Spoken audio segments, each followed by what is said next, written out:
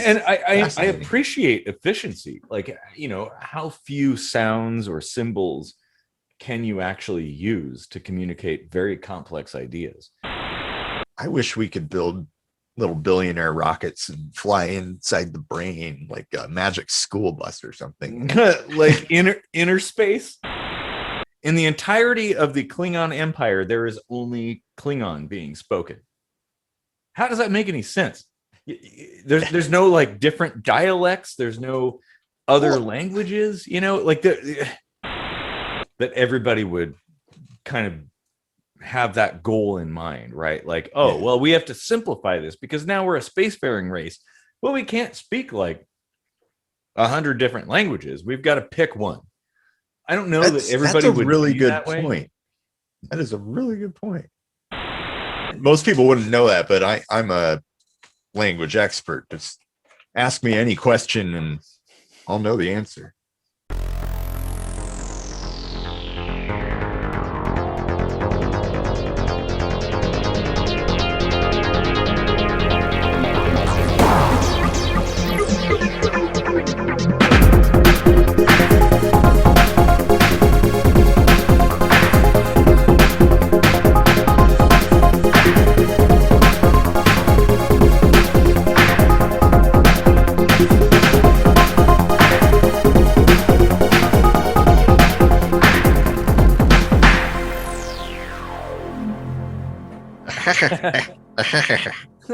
Which roughly translated roughly translates to welcome to another kitchen sink microscopy. I'm Casey Rochford, and we'd love it if you'd like and share and subscribe to the channel. Yeah, and I'm Eric Rosenblatt. We write our own music, Casey and I, so it's available out there on the interwebs and iTunes and such places, all the music getting places. So stick around to the end of the episode because there's going to be something completely new that you haven't heard before. What? Yeah. Absolutely. I'm going to do that. I'm going to stick around to the end of the episode. Wait, I have to. But wait, there's more. If you call within the next 5 minutes, we'll throw in not one, not two, but 17 songs at the end. There's just going to be one. And you can go to our website at ksmvidcast.com. That'll be great. And yeah, so Casey, what should we talk about today? Well, in a bit of a goofier mood. And it's been a while since we did something like it's kind of easygoing, lighthearted, not too meta. But, I was just thinking like the English language is pretty popular and it's got a lot of problems. Like, why is it what we use, like so many of us? Well, and actually, yeah, I mean, the thing is English is kind of like the international language nowadays. It's used in like aviation and naval stuff. Like, science is only three. When you publish in science, it's either English, French, or Japanese, which is weird. That's it. Yeah. You have to be able to speak at least one of those languages to be published in science magazines or journals. Well, I get that, globally we should have, because the thing is, we're no longer isolated in these little bubbles like we used to be hundreds or thousands of years ago.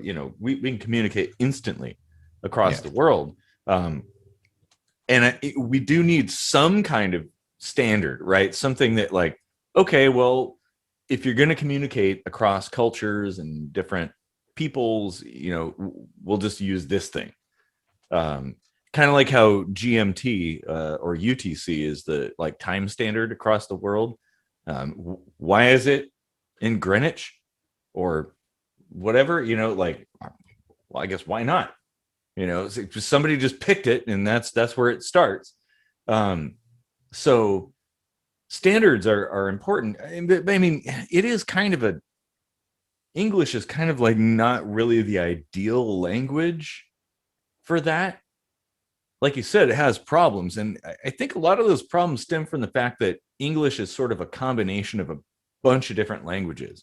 Like it's got a whole bunch of tendrils from Mm-hmm. other languages, French and German and like Spanish. There's all this stuff that's intertwined in there, and it makes it confusing. And I think Pretty much every country, just about, we've co-opted words from, because our calendar, there's Italian roots in that, there's Scandinavian roots in that, like kind of depends on how you look at it, but the way that it's said in English, is still derived from other languages, and that's a huge part of, like, you have to look at a calendar pretty much all the time, and exactly. There's some English in your face, but it's stolen goods. It's 5-finger discount language. Well, I think that's something that makes English kind of awesome, is that it's like a melting pot language. There's so many components. It's the Esperanto that went past beta. Well, yeah. Of course, Esperanto is like a manufactured language, and I'll maybe we should talk about that at some point. But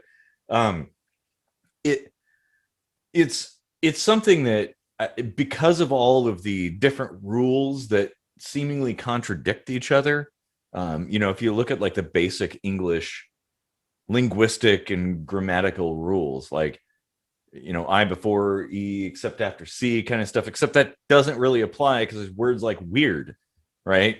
Which like defy that, like, okay, so if this is a rule, why is there an exception? Freight, there's all kinds of things. And so it really confuses people who are trying to learn it. It is really, really terrible if you are a newcomer to English. And I think it's terrible. I'll say, from my experience, like, most native English speakers have trouble navigating themselves around English. Oh yeah. Like our complex punctuation and variations of things that sound exactly the same but are spelled entirely different, or vice versa. That's not just an English thing. But it confuses people, right? They're like, hey, why can't I just use this one word for the word two, right? Like, well, yeah, I mean, that's a good point. Now, a lot of things, understanding language is contextual too. Like, it's not just the words as they're strung together, it's context. It's what precedes and follows a word, or the framing of the sentence and stuff. And it's a mess. But I think it's a pretty capable language. English is. I don't know that it's necessarily the best thing, but here's the thing. Lots of people already know it the world over. So trying to come up with a better system, I mean, sure, we can come up with a better system, I'm sure, but that's a monumental task to try to teach a whole completely different linguistic system to the planet, including English speakers, like, well, people in the US. Maybe not, because, like you said, it's a pretty functional language for all of its problems, which I'm sure every language, that you're a native speaker and you're going to be able to start nitpicking it. Yeah. But, I don't know. What was I saying? It's a pretty functional language. Oh yeah, like, I don't think it would be that hard to teach a new language that was derived off of something that so many people are already familiar with. Like, it's already a good start, but if we just tweaked a few things, I think so. Yeah, improving some of the inconsistencies and things like that. And instead of borrowing words from other languages, why not borrow techniques and try to take the best of all of them? Like, Russian has extra characters, like a few other languages have more characters to represent more sounds, to give you more combinations of those characters, so you can have more unique words. Certain Asian languages like Chinese are kind of similar. Now, they do get confusing to outsiders too, so there's drawbacks there. Like you said, Russian is a great language. I think, like, it's very difficult to confuse what is being said when you're speaking in Russian. I mean, there's like a dozen words that mean go. It just depends on whether you're going to, or whether you're going up to and into, or going towards. Well, the Or confusion yeah, depends on your mastery of the language. So yeah, what seems like to be useful is actually complex if you don't know how to use it. sure. But the confusion can also stem from your own language, like what you spoke natively before you learned the new one. You know, Yep. the difficulty, like English is very easy to transition into if you're, say, like a German speaker or Spanish speaker. Same thing, like people that speak English, like very easy to learn Spanish. The languages, everything's, there's so many similarities. But you take somebody from a completely different continent, um, you know, very far out with a completely different language structure, and they're going to have a lot of difficulty trying to figure that out. And yeah, pronunciation is another thing. Some languages don't even have a lot of the vocal inflections, I guess, that English does, and Right. we don't have some that other languages do, even though there's some pretty cool things out there. Well, and then there's like Hawaiian has like almost, I think, half the letters that the English language uses, but they are the English language is letters, the Roman characters Mm-hmm. or whatever, like it shares that. I'm sure that's more of a modernized version of the written language, of course, but like, Well, it's very similar to Russian, actually, in that there was a spoken language long before there was a written language, and so right. they kind of just put a bunch of stuff together to Yeah. fabricate a written language. It's just interesting that like you move from language to language and you see how many characters they can get by on, you know? Yeah, Like yeah, exactly. Well, and it's I fascinating. appreciate efficiency. Like, how few sounds or symbols can you actually use to communicate very complex ideas? Yeah. Like, those things really fascinate me. And there's even in English, there's this whole concept of, like, you could basically take all the vowels out, and most English speakers could comprehend what you're saying or writing, I guess. Yeah. Well, I mean, the concept behind that, if I had to venture a guess, is that it's always been drilled into us that you can't have a word without a vowel in it, for one Yeah. thing. So every single word that your brain is processing knows there's at least a vowel here I need to fill in. And if you read something that doesn't register any vowels, you can still see that it's a word, and your brain just says, that's probably what that is. That's where that belongs. It just takes the most probable thing, and every now and then you get stuck because it's like, oh, what WH blank blank E, is that while, is that whore? Like it Yeah, it starts. could go any which way. Exactly. And I find that remarkable too. Like, that is a very awesome trait of the human mind, that we Yeah. can wrap our heads around that. Like, it's really cool, and I think it deserves a lot of study. Oh yeah. Um, That I wish we could build little billionaire rockets and fly inside the brain like a magic school bus or something. like inner space. That's a good movie, by the Just way. Kind of map that cheesy. neural net. Yeah. Wait, wasn't there a movie that preceded Inner Space about, like, being shrunken down and Honey, I Shrunk the Kids.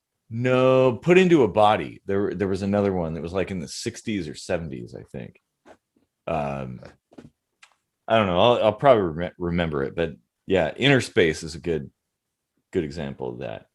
Um, man, I think, just like everything, as we've changed and as we're kind of transitioning as a planet to kind of a global community, I guess, where it's more like Earth, right? Okay, so like a Star Trek kind of thing, right? What you watch Star Trek? Why does everybody on Earth speak English? Why is that the only language? Why isn't there? They're like centuries past us. Are you telling me in all that time they didn't come up with like a better language, like a simplified, condensed, more efficient way of communicating? Um, it's all English.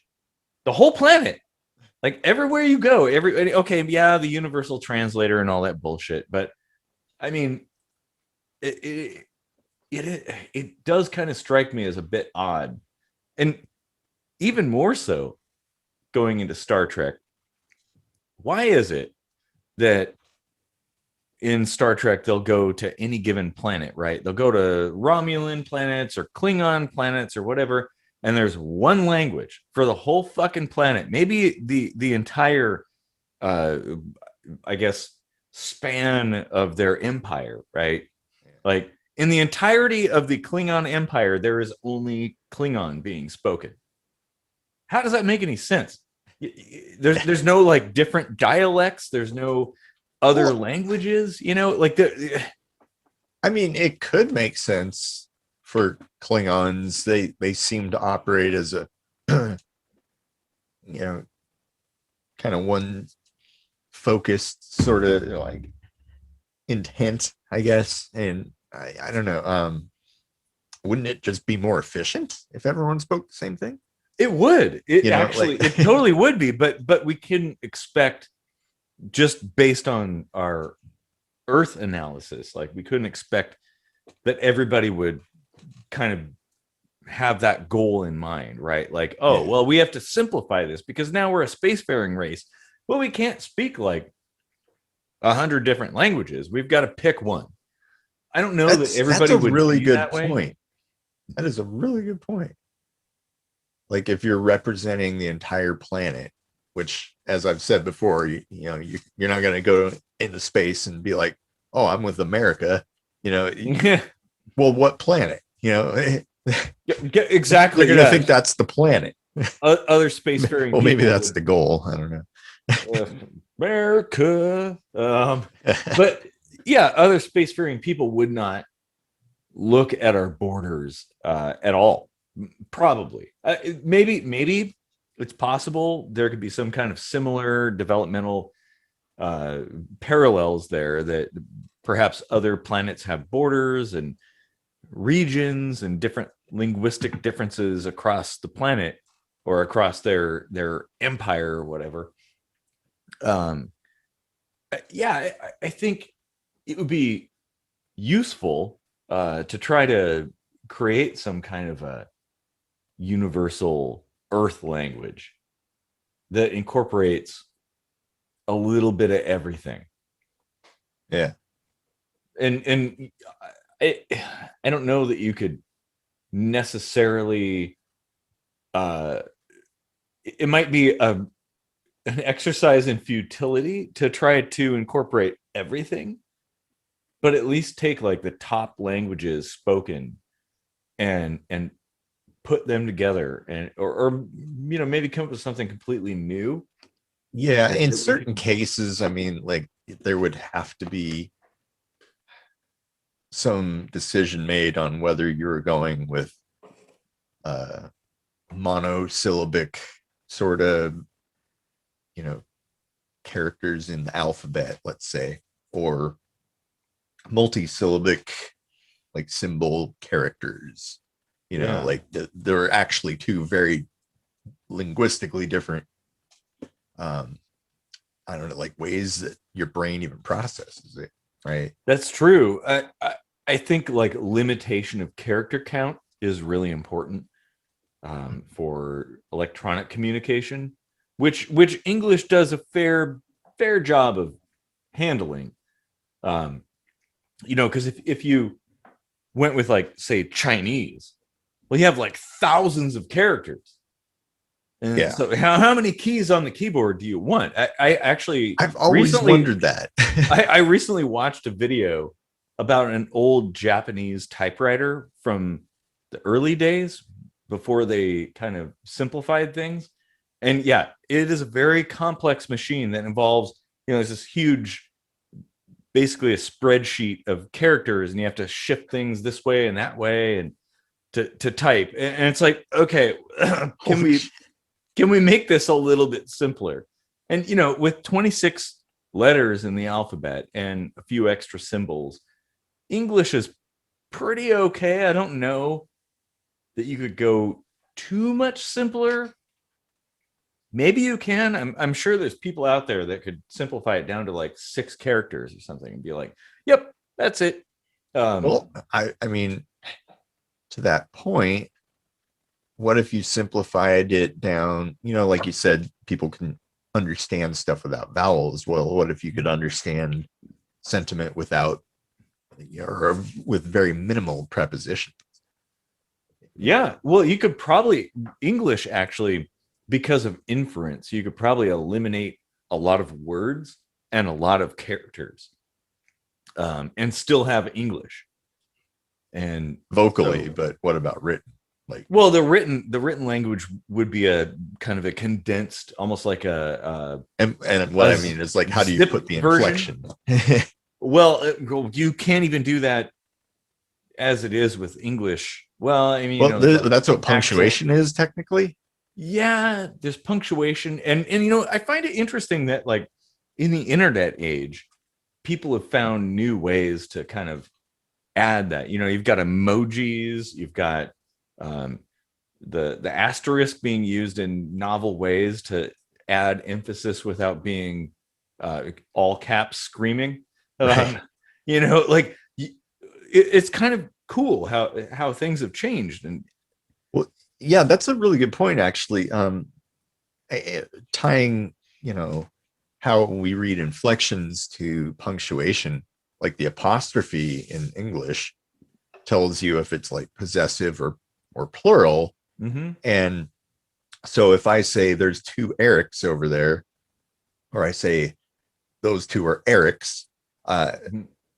the inflection in how hard the E comes off has to do with whether or not that apostrophe is there. When it's possessive, you start off more dominant. Eric's Yeah. to Eric's. Like it comes out more passively when it's just a plural. When it's possessive, it takes on a more aggressive inflection. And I Yeah. mean, most people wouldn't know that, but I'm a language expert. Just ask me any question and I'll know the answer. Yeah. That's a really interesting idea. And the tough thing about language is the difference between structure and public perception, I guess. Um, like, you have the rules, but if people don't follow the rules, it starts getting confusing. And especially with English, having all kinds of influences from all across the globe, um, you can't.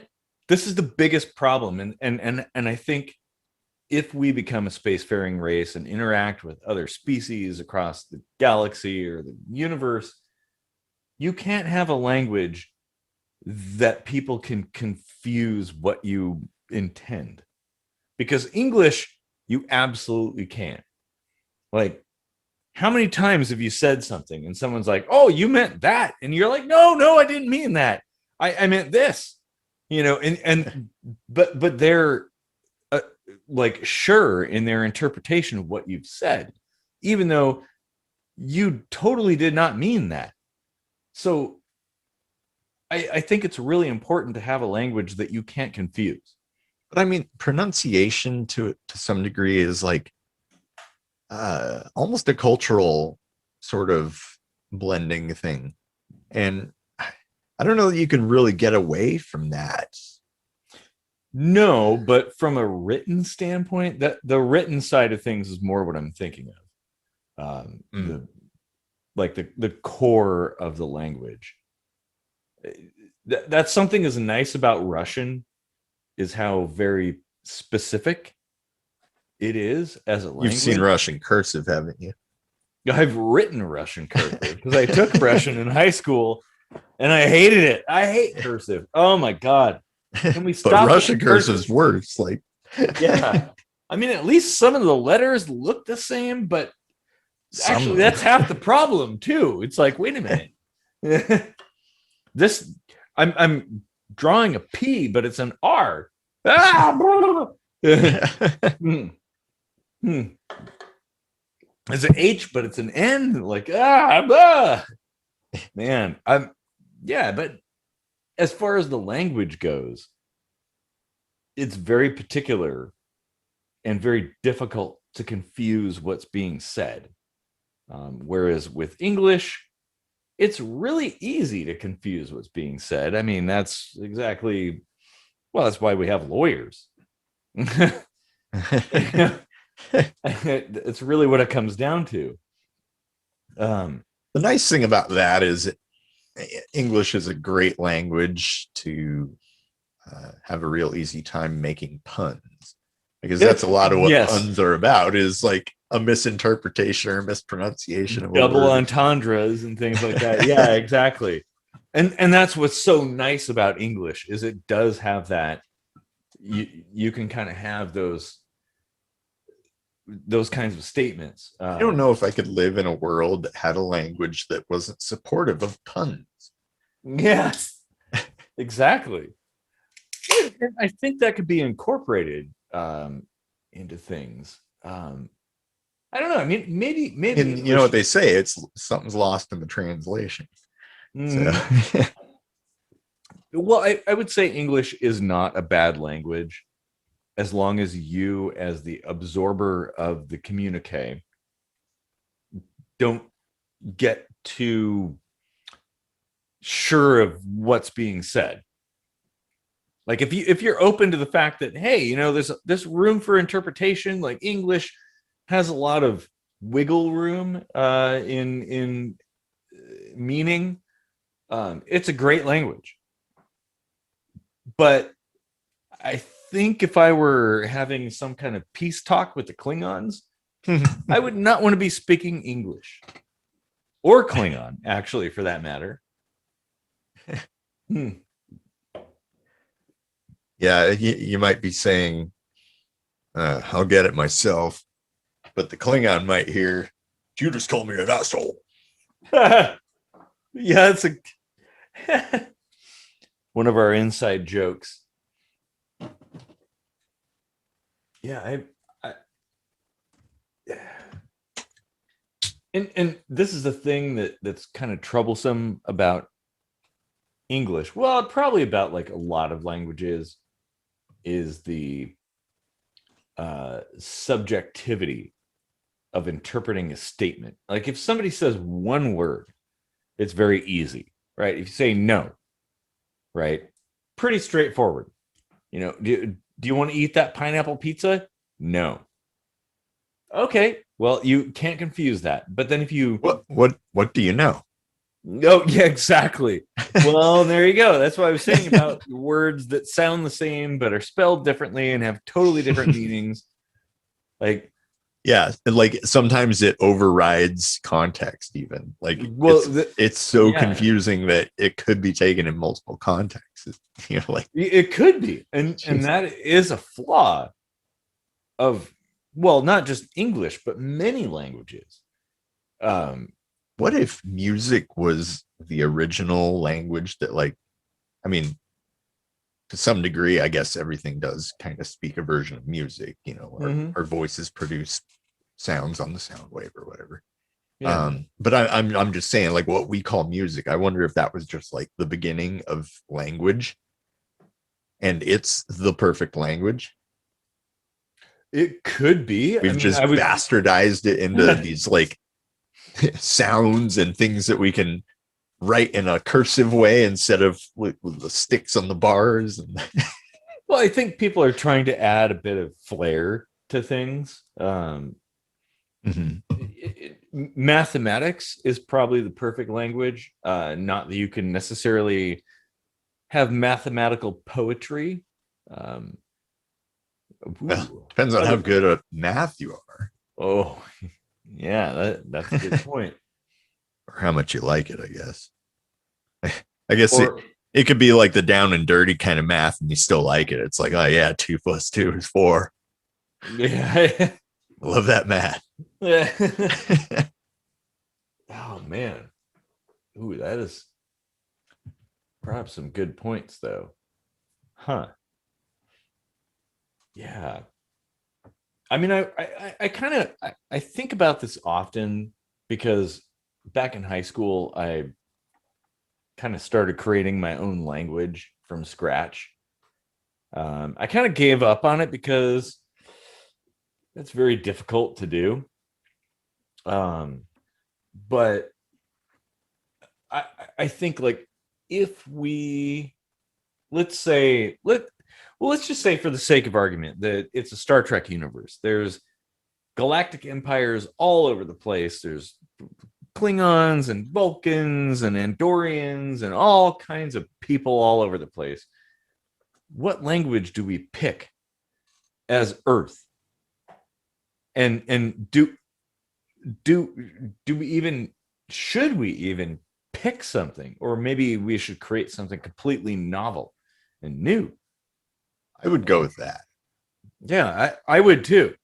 Like if you have a planet with a diverse set of languages and you're trying to represent Earth as a whole, and you all like decide to contribute a little piece of your language to like create this universal language, even if it's like only used when communicating interplanetarily or something. Mhm. But like that would just be kind of a cool gesture to see all the languages of the world combined to form a representative language.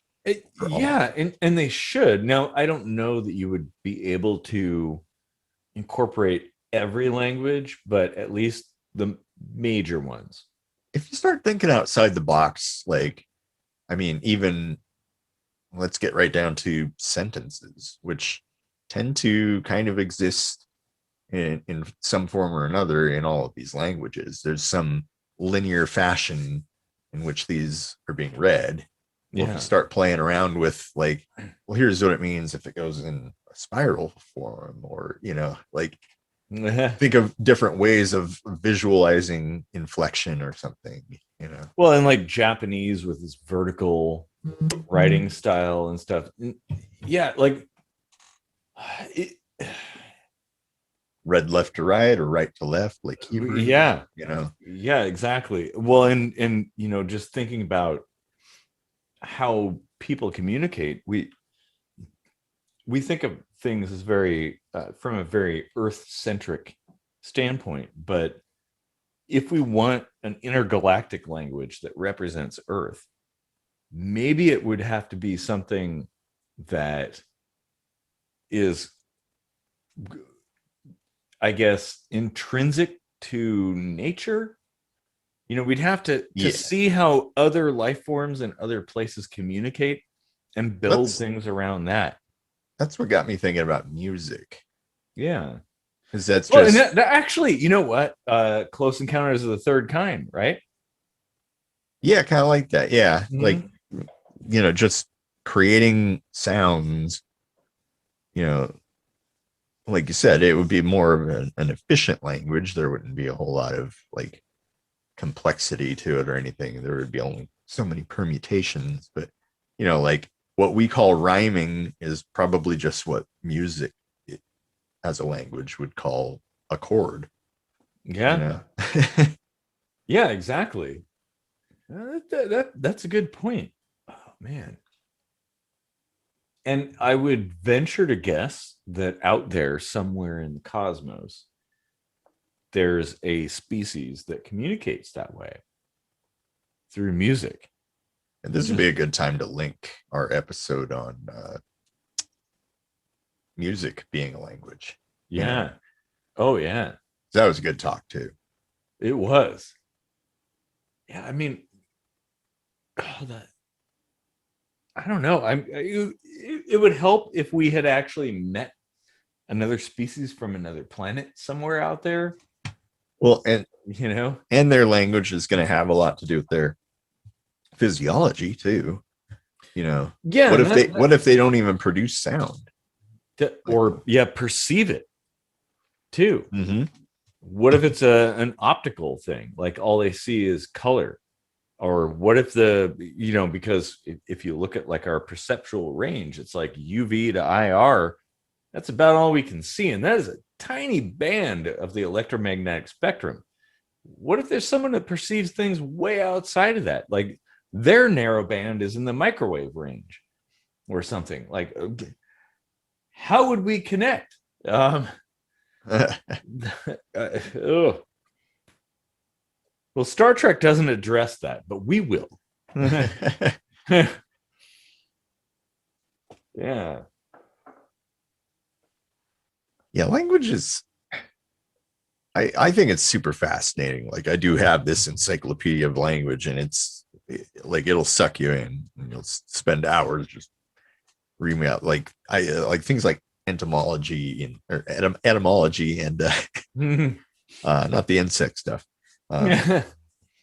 Etymology of words is super fascinating. Like Ethiopia means burning face. Huh. It's interesting to hear where names come from and things like that. What we call things. Well, and it's kind of to connect with Star Trek. It's kind of like that episode Darmok, where they communicated by metaphor. Mm-hmm. And the that only was way one of my favorite episodes, just because they thought that's far outside the box. I love that episode, but that was the thing. It's like, in order to understand this language, you would have to know the lore of the people. Yeah. Like, I think Deanna Troi used the example of Juliet on her balcony. Yeah. Well, if you grew up on a distant planet, you would not know who Juliet is or what the balcony is. Right. Like you'd have to know the story, but those 4 words convey an enormous amount of information. Yeah. And that's what's so cool is like that. I love that kind of like, data zipping of language. Like, how can you convey a whole bunch of information in just a couple of words? And if so, like languages that do that, oh, I love it. And English does do that. Now, of course, it relies, I think, in large part on cultural reference, like an understanding of the history and things. Just like in Darmok, like if you didn't know their stories, you wouldn't understand. Hey, Gilgamesh. Like you wouldn't understand that. Yeah. So yeah, it's interesting. Like now thinking back, like how would a species that couldn't effectively communicate with other species out in space, how would it really be good at spacefaring at all? Like it's interesting that they were out there like being unintelligible to almost everyone, and it was somehow like still easy for them to like get around and interact with people. Yeah, that is a little bit weird. Now certainly technologically speaking, they could get out into space and build the machines and do things, and maybe it just so happened that Earthlings are the first other species they encountered. You'll have to watch that episode again. But yeah, I haven't seen it in a minute. Yeah, it's been a while. But that is a good one, Darmok. I mean, I bought the T-shirt for fuck's sake. I should have been wearing that T-shirt. Oh man.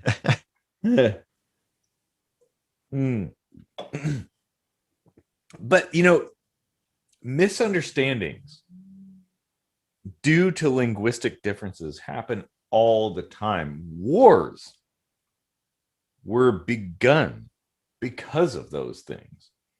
And they Also a probably, great source of comedy. yeah, well, exactly. um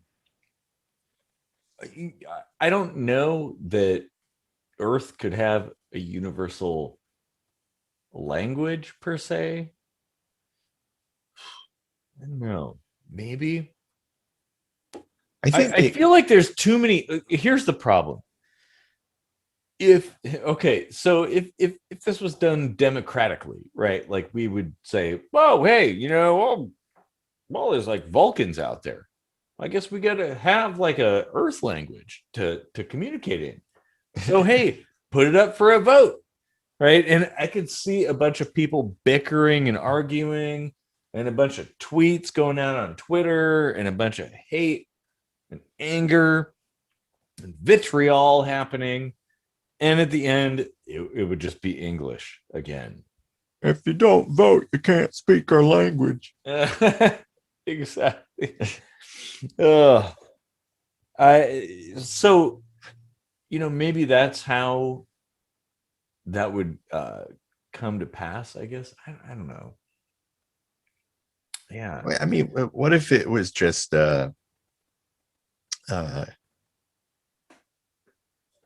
some like universally interpretable way of measuring acoustics in like a binary fashion, basically. Yeah. Something to elicit certain sounds, and if you could build a language that we can interpret, like written, and however complicated it is and hard to follow, if you just get your message down, it translates into this binary code that you don't even know what it's perceived as. Like, I don't even want to say you don't want to know how it sounds. Like, it's going to sound different depending on how a species evolved, if they hear it at all. But maybe they can interpret that, and it's only one thing to interpret. And then if they could send something back in similar fashion, well, and that's kind of verging on like the universal translator. The idea being that kind of different languages have some kind of linguistic core, and all those things basically align in some way.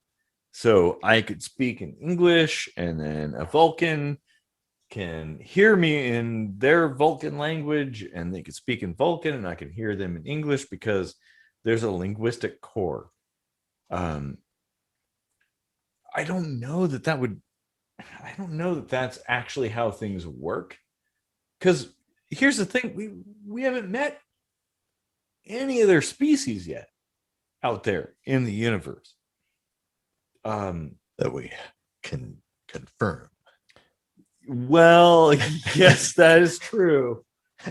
But yeah, we've gone there before. Let's pretend that all that stuff doesn't exist. Yeah, I don't know that those languages are going to be directly compatible. There's going to be some kind of programmatical central structure that you could like translate between. Maybe I mean, assuming things develop in the same way that we did on planet Earth. But we're all over here tripping over English and can't even decide if it's Z or Z. Yeah, exactly. We can't even get our letters straight. Yeah, totally. Oh man. And meanwhile, like, why is that the only one ending in E that was like given something different? C, T, E, Z, P. That's the one they chose to be like E, C, P, T, Z. Yeah, you would think that there'd be a lot more differentiation in that regard. And Mhm. maybe this is a component of radio communications where essentially all those E words kind of, or E letters kind of sound the same over the radio, which is where the phonetic alphabet came from. Right. Um, and who knows? Maybe that's going to be a component moving forward in space too. I don't know. In a way, that's kind of how that Darmok language probably came about. Mm-hmm. Is a phonetic sort of thing, like, and Well, then I appreciate the elegance of that language where so much is summed up in so few words. Like, I love data compression. I mean, oh man, if you could yeah. speak Oh, like okay. 4 words and move me to tears, that is epic. That is So awesome. that Darmok language, right? I'm forgetting their actual this alien's actual species name was something else, right? Yeah, it was. But anyway, that's besides the point. Um, Hmm. it, I think it's kind of interesting to think about how if you didn't have the universal translator, they're still speaking in metaphor, but it has to be how else do you have a metaphor if not for having words in an existing like language as we think of language, kind of language? Because the universal translator is translating something that's akin to words, and it still tracks with the metaphor, right? Well, So and it's that not just random. I think that was the thing that was so difficult with that particular episode is that the universal translator translated the words, but Yeah, the concepts were foreign to people. You know, imagine if you went to Vulcan and you were like, Juliet on her balcony. They'd be like, what? What are yeah, you talking about? I don't know who Juliet is. What is this?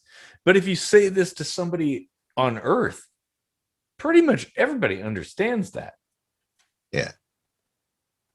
Huh. So you know what? Like, if you don't actually know the language and you're just like transcribing it like mindlessly over like a universal translator would logically, um, it doesn't matter without knowing like the culture. You're not going to know whether or not those words strung together equals the metaphor they mean it to mean without Mhm. without knowing if it's Juliet on the balcony, right? Like what that means. Yeah. You're just going to be like, well, this sounds like gibberish to me, but it's a metaphor. Whoever is going to get it will get it, and then you have people not understanding each other. True. And Darmok and Jalad at Tanagra. Like in that episode, um, Picard was informed of the story, and but it's only the context of understanding that story that allows you to know what's even being said. I don't know, the universal translator can translate that, like, and it's highly possible that multiple species out there in the universe might have some kind of uh I guess, I don't know, historical or tokenized ways of communicating like that. And how would you translate that into English? Like, okay, let's leave Darmok Angelad. Probably could never develop a universal translator. I I don't think so too, because if you said Juliet on her balcony, like, okay, translate that just into English. Don't translate to anything else. Just to English. What does that mean? Well, you would have to tell the whole fucking story to translate that. To at least to convey the meaning. I mean, Mm-hmm. word for word would be easy enough, but if, say, for instance, like you're translating a word that has often in English could mean two very different things, you have to understand the context where it came from. Well, yeah, and saying Juliet on her balcony doesn't the specific words and their interpretation, if you translated them in Google Translate, right, it doesn't tell you what you're actually saying.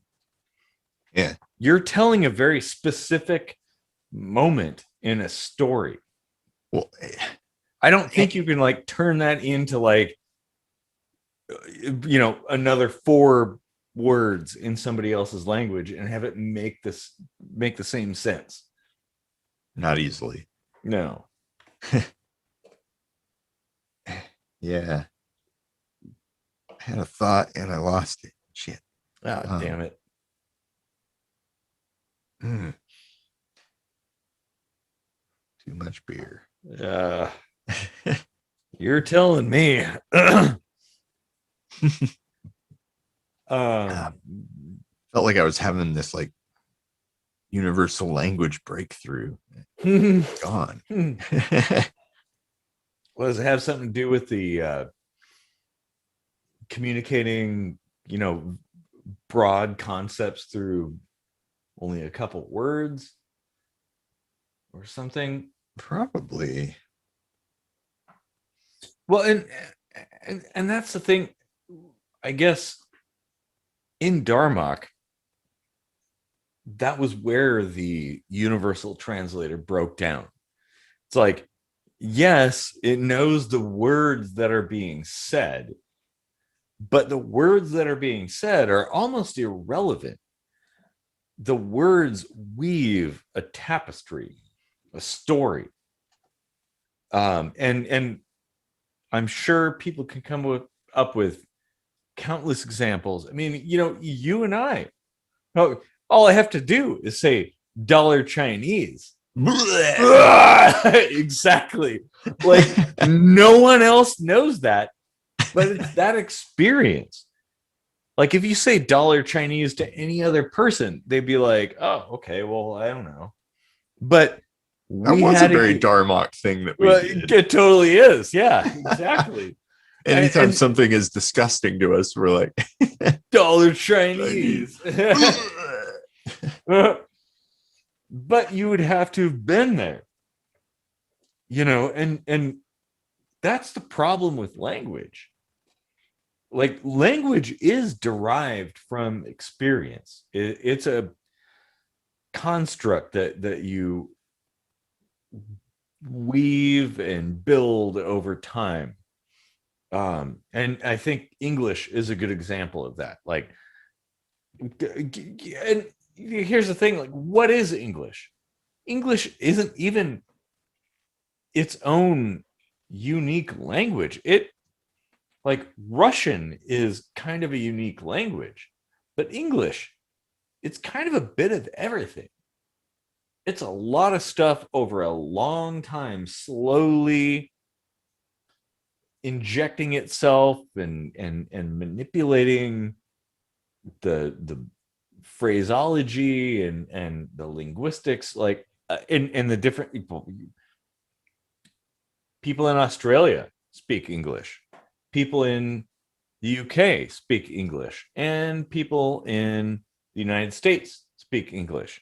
South Africa, most European countries teach it to their kids, so they have a better command of it than most people in New Jersey. I don't know. That's true, but you sit an Australian and a United Statesian together, and chances are they could probably barely understand each other, even though they're speaking the same language. Yeah. Like there's cultural things. There's so many things.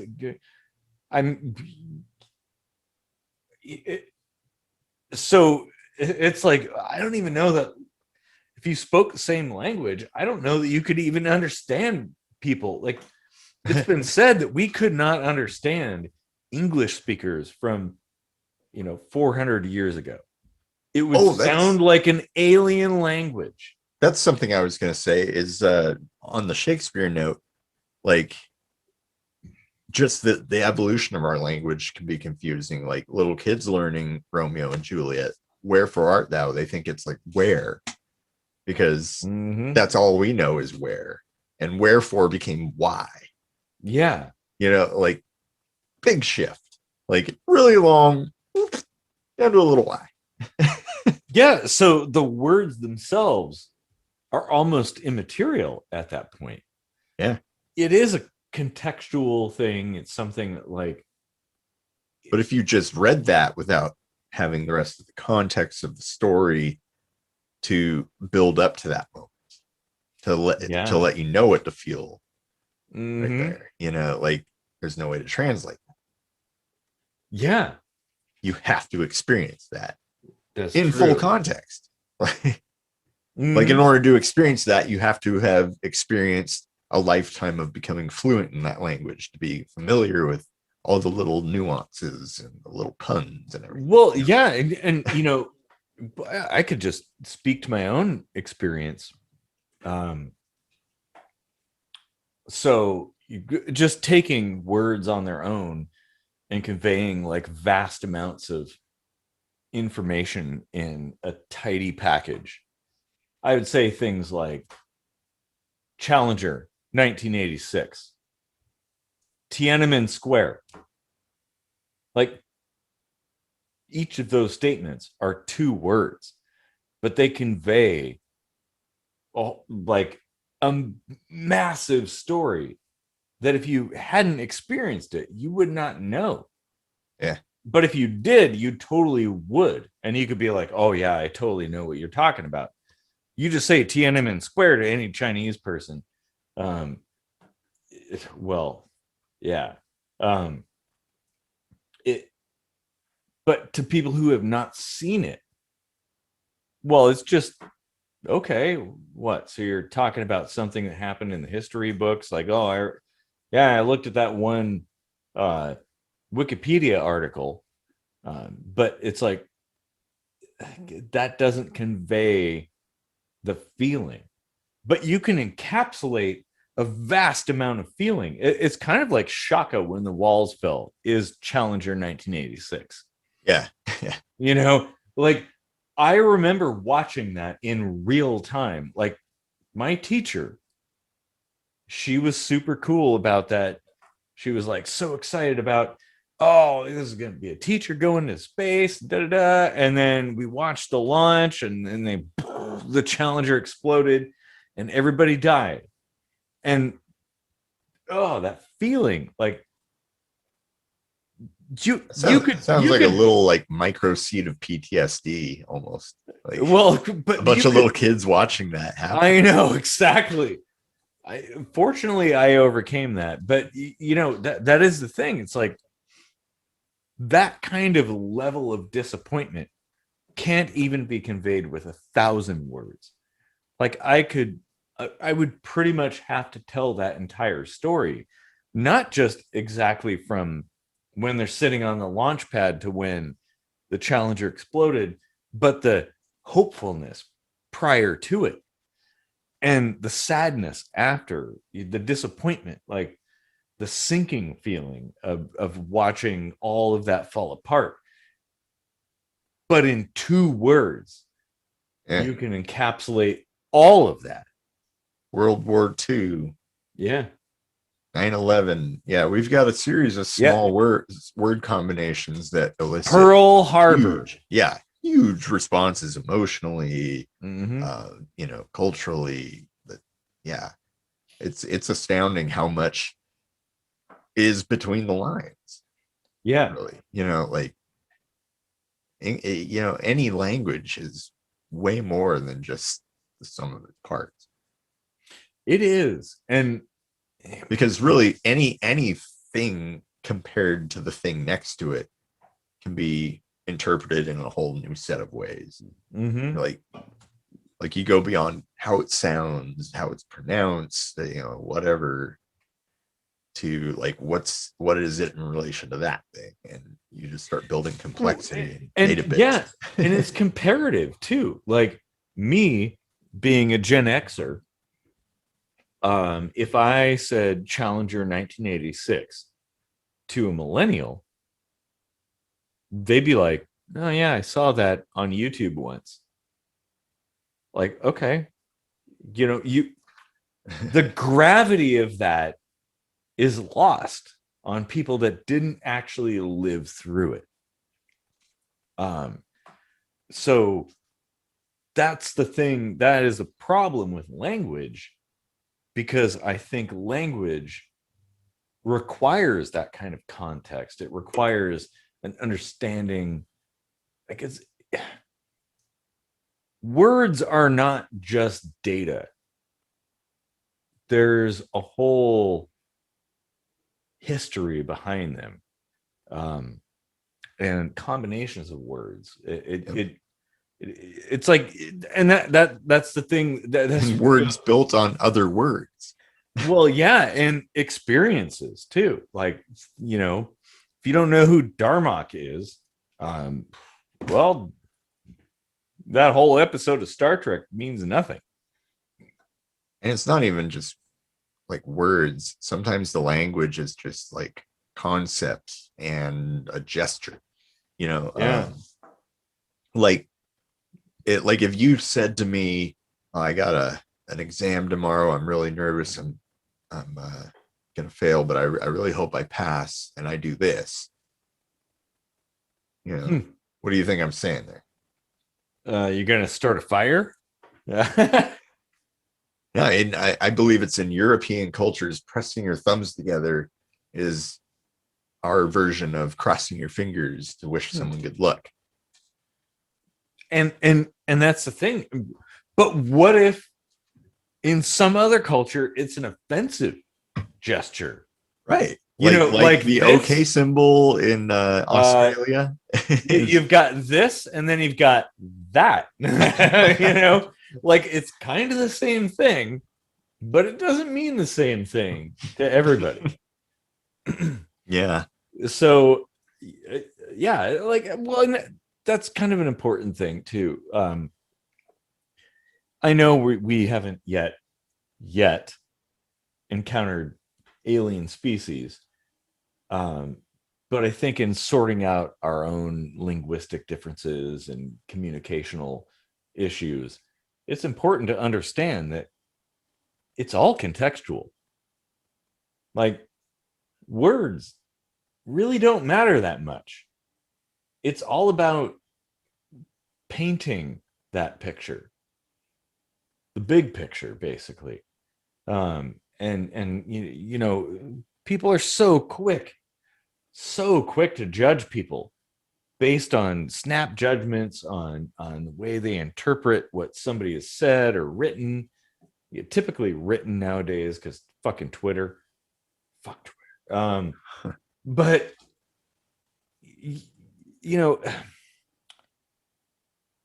language doesn't work that way. It is very, very nuanced. And if we ever meet another alien species, I would hope that we could at least understand that. So, when we have the Close Encounters of the Third Kind thing happen with the music and stuff, and maybe I'll throw it in if we don't get a copyright strike. Yeah. But that's the thing, that we should be forgiving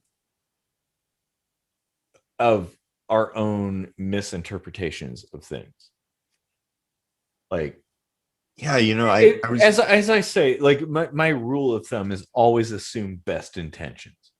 If you start from that, you'll be okay. Assume, like, especially if you think somebody's being a dick, just rewind and be like, I think they probably meant. Because of inflection, sometimes you can tell if they're just being a dick. Mm-hmm. And that's another. It's true, but that's lost. Language. That's lost in text. Like, text communication doesn't carry those inflections. I mean, yeah, we've got the emojis and some little character additions and stuff like that, but not. The thing is, like, it's not everybody agrees on those, and they don't mean the same thing. Yeah, and that's interesting. Like we're operating as though we understand each other using the exact same language, but it's not the exact same language, is it? No, you're right. It's sufficiently lacking good chunks of what the language is. Yeah. Well, and a lot of people who are want to, get pissed off about somebody saying something insensitive are the same people who will confuse two, and two.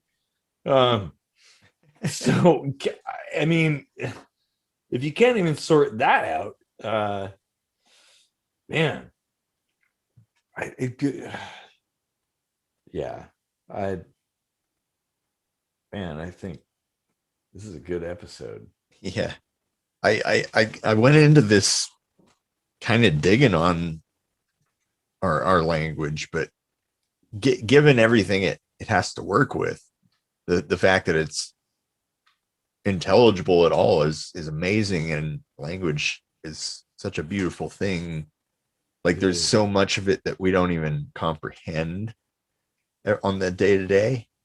We just take it for granted. We take it as like it's ingrained into how we learned to construct our language. But there's like, these are like the quirks that make up the language that you don't see ever, Well, and the interesting thing is about English, it is difficult to understand, but the world over, so many different cultures and peoples have adopted English as kind of like the de facto universal communication standard. And as such, it's like, I can't fault somebody for not speaking English clearly. Like, if you speak English at all, at least we stand a chance of understanding each other. Like, I don't care if you can't pronounce certain things certain ways. All of that is born out of the language that you were brought up in, your experiences. Yeah, exactly. Like, and I think people need to be a little more accepting of that. Like, hey, give people a break. If somebody's coming from a really completely different way of speaking, and they have like a weird accent or something, like, give them a break. Like, personally, I love accents.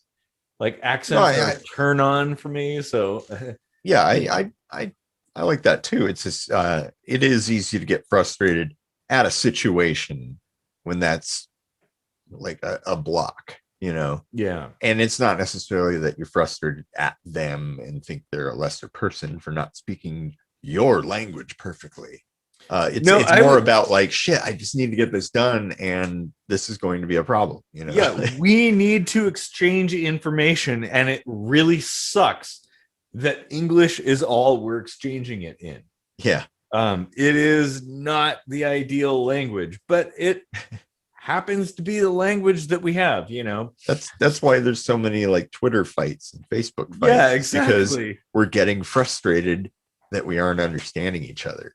But we're not acknowledging that as quickly or readily as we do with the language barrier, right? Exactly. Yeah. Oh, man.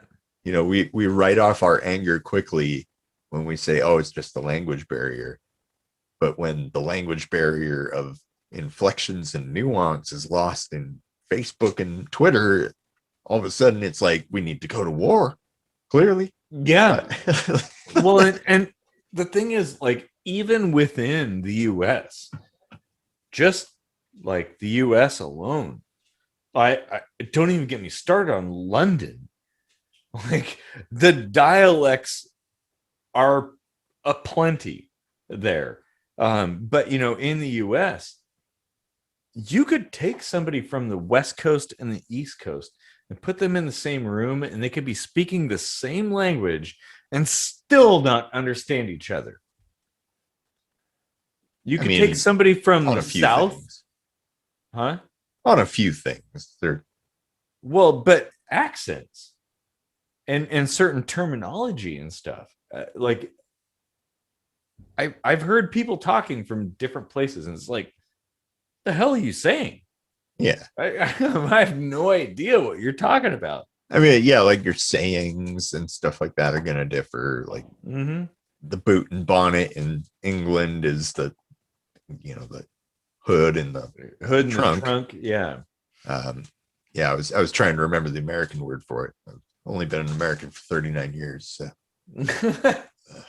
So still trying to catch up with all the little things, Well, that's a product of watching too much British TV growing up.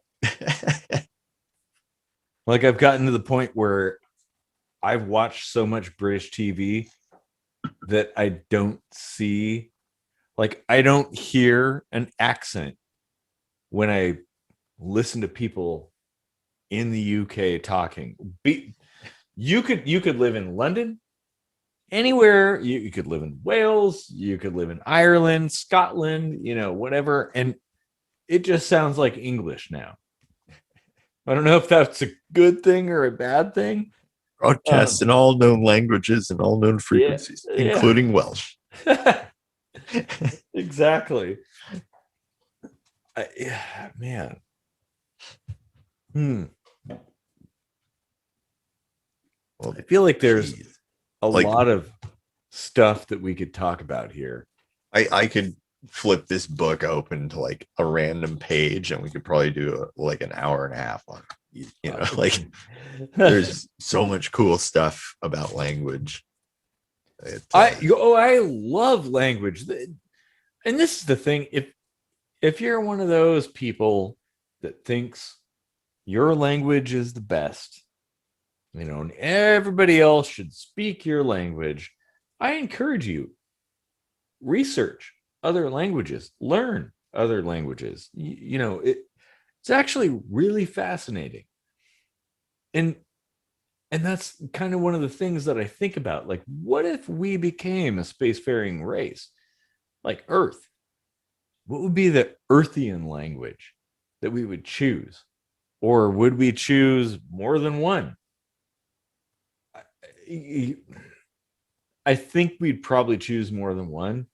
And that would confuse our spacefaring companions. Yeah. But then I would expect, based on that they would have the same thing and we'd be dealing with exactly the same problem. Yeah. Like the idea that Vulcan is a language, a whole empire, right? Like it's not just one planet, it's like a whole bunch of planets. And they have one unified language. Oh, okay. Maybe they do because they're super logical and stuff. Yeah, exactly. Like, well, okay, maybe. But the Klingons? Are you kidding me? They do it just by force. Yeah, exactly. This is the language you will speak. But they can't even agree on like which family is in charge and stuff like that.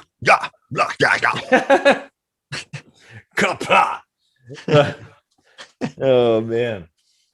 Yeah. Oh, I love the Klingon language though. Like, well, and the fact that like even they didn't just build words and an alphabet and all that stuff and certain pronunciations of characters. They didn't just go that far. They went as far as like build that kind of acting into each person that portrayed a Klingon that went with it, like the really like beefy gestures and aggressive tone and stuff. You never hear like Klingon ballads. Well, actually, aren't there I thought there were. Klingon opera was like opera, metal, wasn't it? Yeah. It's like what we would consider like screeching and aggressive, but it's what they call opera. It's like a orgy, but a guitar orgy. Yeah. And to think like the entirety of what we understand to be Klingon today was born out of what people consider to be one of the worst Star Trek movies of all time, that being Star Trek the Motion Picture. That was actually where that began. And even though the Klingons were only in that movie for like 15 seconds, they built that whole language and the culture and all this stuff just for that scene. Oh, wow. So it's like, okay, which movie sucks the most at this point? You know, I don't even remember that scene because I like never watched that movie. Oh, you know, well, like if all you have to I know fall is, asleep halfway through the first movie of just panning around the Enterprise. You know, like Yeah, 3 hours exactly. in, I'm like, all right. Yeah, it was. Yeah, it was a different time. It's like trying to sit through all of the Lord of the Rings movies Oh, and geez. then start your Star Trek movie. Like, Yeah, the motion picture. I think it's. People say like, oh, the odd numbered movies are like really terrible. Like, well, the motion pictures. It's a product of its time. Star Trek 3, Search for Generations Spock. was awesome. Yeah, Search for Spock was really good. Yeah. Like, okay, Star Trek 5 was a bit different, but it was a William Shatner thing, and he was kind of cutting his teeth on directing.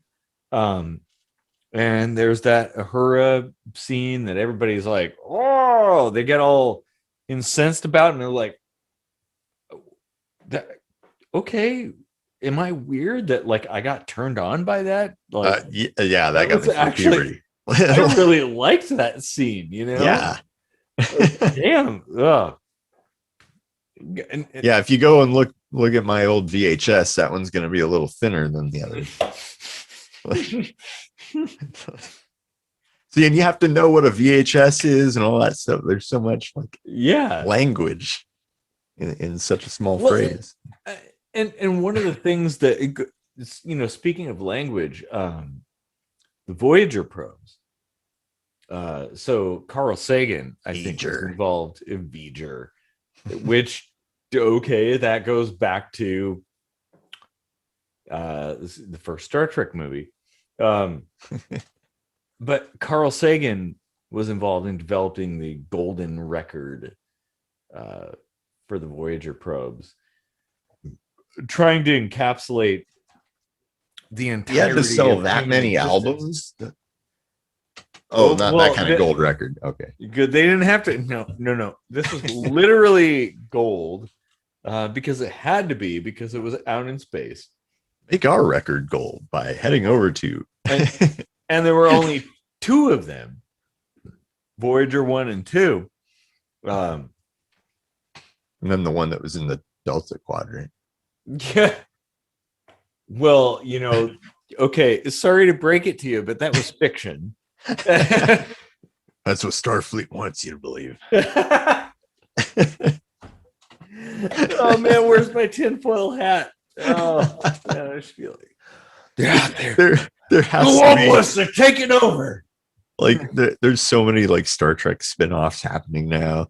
And that needs to be one of them. There needs to be a Star Trek episode that's just a bunch of conspiracy theorists. Yeah.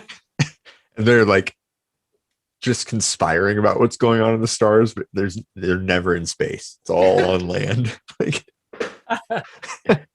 oh man. Yeah, oh man. Whew. Too much beer. But just opened another one. So did I. And I might open another one. But so Carl Sagan, you know, developed the golden record for the Voyager probes, and really valiantly attempted to create like a universal, hey, if some other species out there encountered this probe, we want to give them not only, you know, kind of like the inner light, you tell our story, but we also want to also naked pictures of us. Yeah. Well, yes, there were a few. And why not? Pornography. Yeah. Mm. Well, that goes down into is nudity pornography, which I would argue it's not. We did that in an episode as a little aside. I can't Yeah. even remember which episode. Well, we've There's too been many. doing this for like 3 years now, so yeah, kind of hard to tell. But Carl Sagan was like trying to create a universal creation or communication system. Yeah. Well, didn't he like give coordinates and Yeah. like there was a lot of things that were just, like math equations maybe were in Yep. there. But of course, like in our symbology. So Well, and all of the instructions for how to interpret the golden record were pictorial.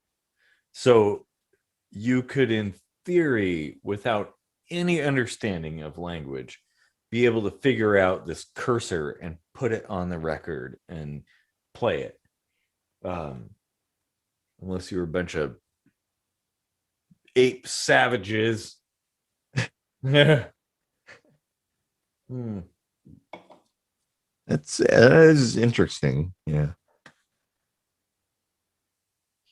Like Well, what if we assume it's universal, but we haven't thought outside the box enough to. I honestly, I don't think we can take our own experience and create a language that's universal until we've had enough experience with other species out there.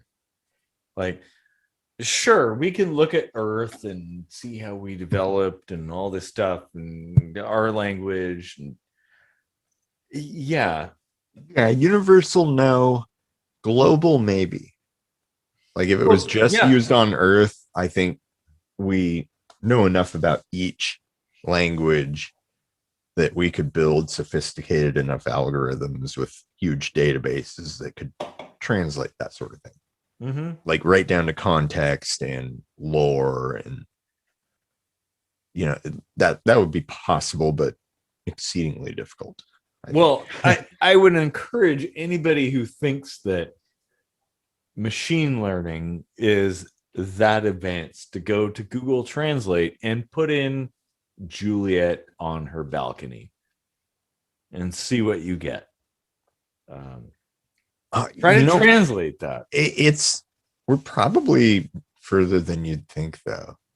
Like sometimes the subtleties that stuff like Alexa is built in with, like you can say, computer red alert, and it'll start doing the Star Trek red alert klaxon, and that's like, I mean, that's a whole lot of language packed into 2 words, right?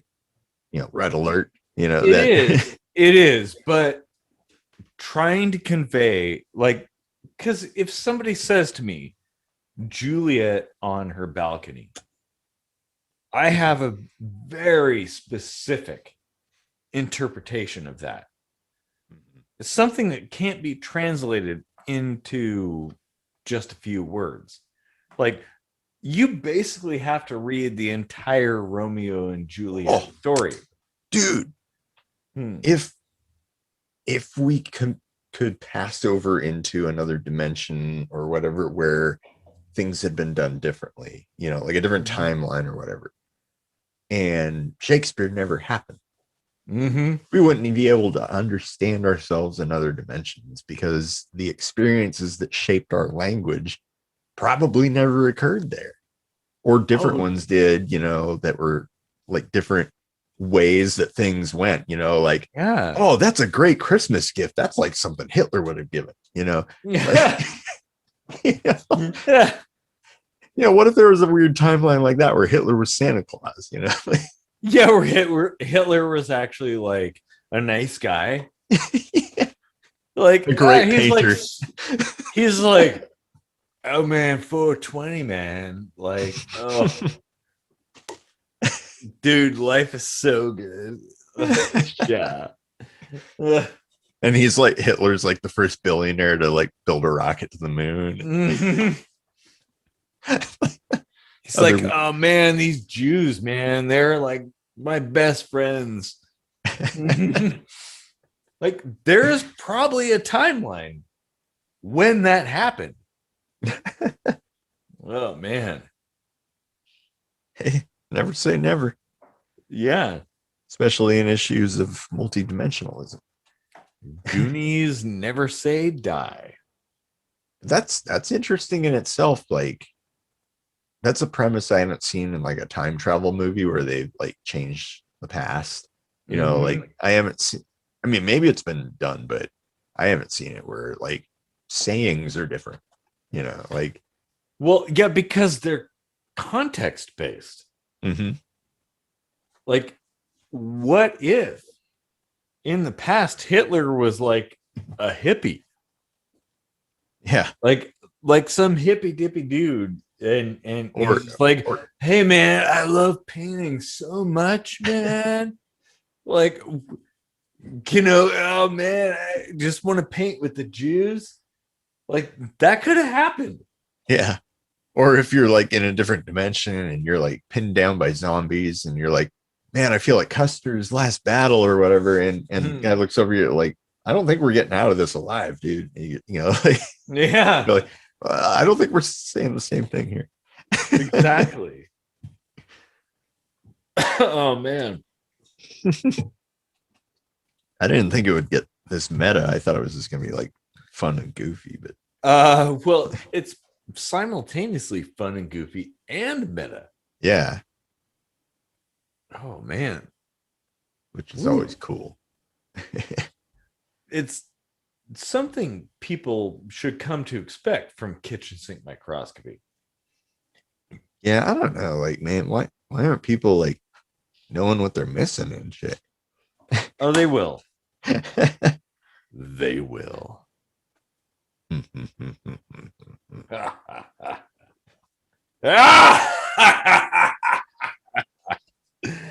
uh, Yeah. Well, just was tapping my inner Klingon. Mhm. Like Gilgamesh. Gilgamesh. I like how Picard tells this story that like relies on a lot more information than he conveys. But he was trying to use like gestures and stuff too. True. So there was like a multi-layered attempt at like conveying meaning. And he was like emoting and like there was and I think that's why, he would, the alien was like sitting there being like, yeah, and just taking it in. Like he didn't know what the fuck he was saying. But he saw that he was trying, and he saw that he was using his own language and his own mannerisms and understanding that they're just trying to understand each other. That's like a breakthrough in itself, Yeah, it is. And yeah, and it kind of makes me wonder like how much of communication revolves around context. Jeez, all of it. Yeah, it does. But that episode did kind of make me think about things.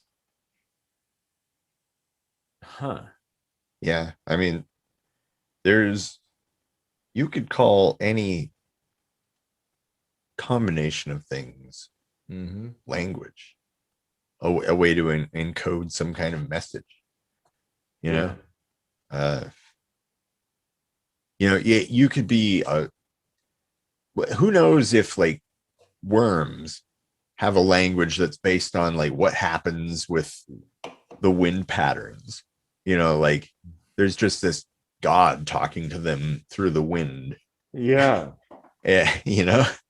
Well, and like bees and wasps and stuff, like, oh man. Oh, like the one that just got into my room earlier, and I had to like put on all my motorcycle gear to like take it out. That was a Yellow Jacket, so fuck them. Yeah. Fuck that shit. And he made me smack one of my Megadeth records. Bastard.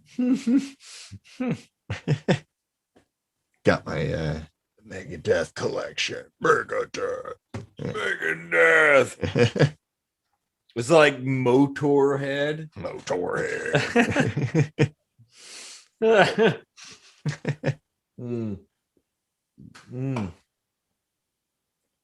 Yeah. Casey, his head shiny.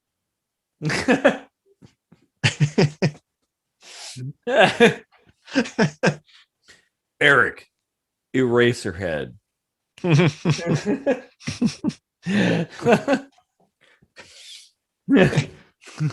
Finishing the show in an abstract and drawn out way. Kitchen sink microscopy.